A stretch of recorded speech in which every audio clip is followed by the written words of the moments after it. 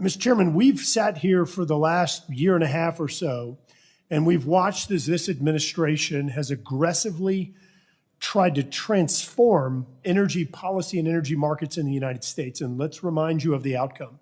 The outcome has been that Americans today, 1 in every 4 Americans are having to choose among food, medicine, or energy cost, which means utility and refueling their vehicles.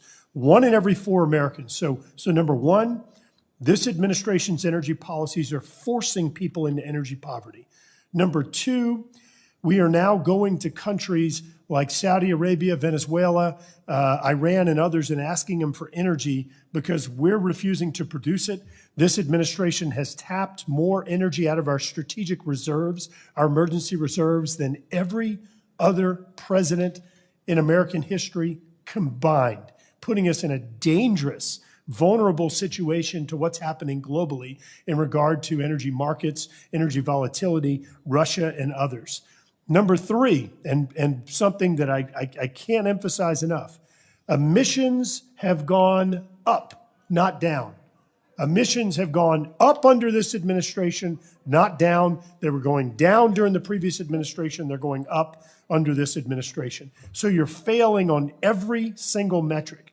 So now what's happened is we've watched this administration under the IIJA, the ARA, the IRA, and other imaginary or I guess deceiving titles of legislation. This administration has set aside $610 billion in taxpayer funds to force this energy market in different directions. And if you look at science and data to actually guide decisions, you would recognize that if we're going to meet any of these goals, including net zero by 2050, then you're going to have to double copper production by 2035, double it.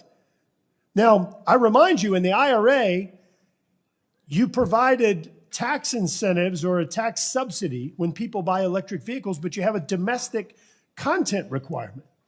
Right now, 40% of all copper is refined or processed in China. 40%. We're importing, I believe it's 45%. I think last year was the latest statistic. I think 45% of all copper minerals. So there is no plan, there's no strategy, it's all disjointed. And that $610 billion, that's going to end up going to other countries. It's going to end up going to other countries. And I remind you, Mr. Chairman, other countries like China, they don't care about the environment. They don't care about labor standards, as Mr. Stauber has led efforts in this Congress. China uses child labor, they use slave labor, and they trash the environment. We can't just go out there and wish or hope that things are going to happen and say, well, we wish everybody buys these cars. We wish that everybody uses, unicorns to power their house or whatever.